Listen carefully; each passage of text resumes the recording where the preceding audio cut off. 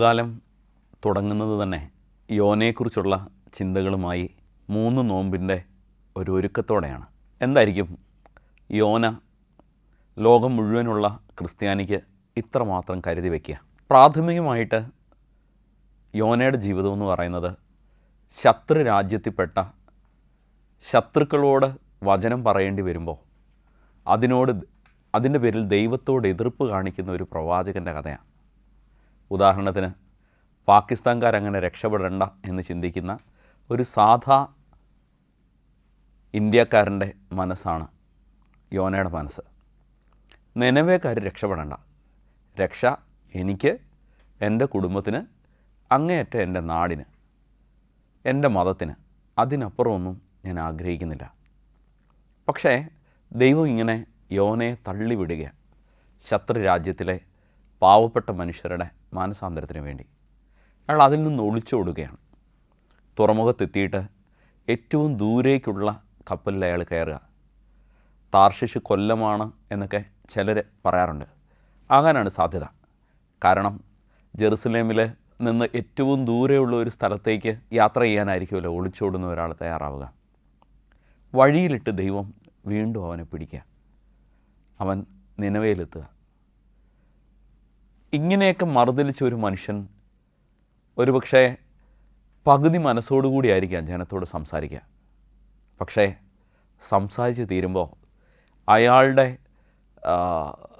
പ്രതീക്ഷകൾക്ക് കടകവിരുദ്ധമായി അയാളെപ്പോലും അതിശയിപ്പിക്കുന്ന രീതിയിൽ ഈ ജനം മുഴുവൻ മാനസാന്തരപ്പെടുക.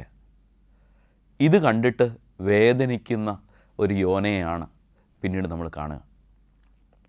തൻ്റെ വാക്കുകളിലൂടെ ഒരു ജനം മാറി മറിയുന്നത് കണ്ട് അതോർത്ത് പശ്ചാത്തപിക്കുന്ന ഒരു യോന.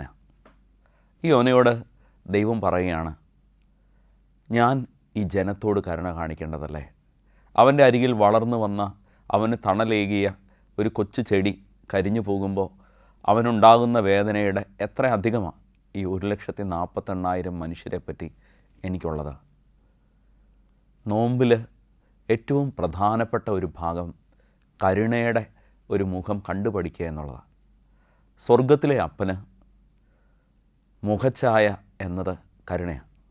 അതുകൊണ്ടാണ് യേശു പറയുന്നത്, എൻ്റെ പിതാവ് കരുണയുള്ളവനായിരിക്കുന്നത് പോലെ കരുണയുള്ളവനായിരിക്കുമെന്ന്.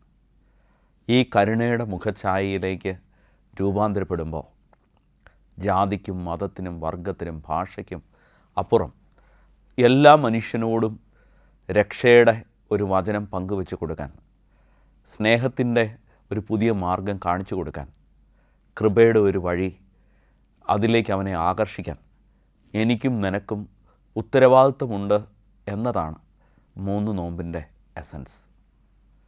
പ്രിയപ്പെട്ടവരെ, നമ്മുടെ ജീവിതങ്ങളിലും ഈ ഒരു ചിന്ത നമുക്ക് മനസ്സിലേക്ക് കൊണ്ടുവരാം. നോമ്പുകാലത്തിന് ഒരുങ്ങുമ്പോൾ ലോകം മുഴുവനുള്ള അനേകരുടെ ജീവിതങ്ങളിലേക്ക് ദൈവത്തിൻ്റെ കരുണ ഒഴുകാൻ ഒരു ഉപകരണമായി എന്നെ കൂടി ഉപയോഗിക്കൂ ദൈവമേ എന്ന് ഞാൻ പറഞ്ഞു തുടങ്ങുമ്പോഴേ നമുക്ക് യോനയ്ക്ക് ദൈവം നൽകിയ വെളിപാടിൻ്റെ മൂല്യങ്ങൾ ജീവിതത്തിൽ സ്വീകരിക്കാൻ കഴിയുകയുള്ളൂ. പ്രിയപ്പെട്ടവരെ, നമ്മളുടെ ഹൃദയവും നമ്മുടെ കൊച്ചു നാടിനും നമ്മുടെ കൊച്ചു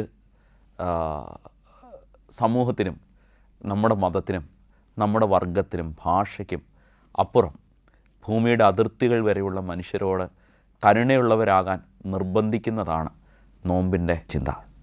ദൈവം അനുഗ്രഹിക്കട്ടെ.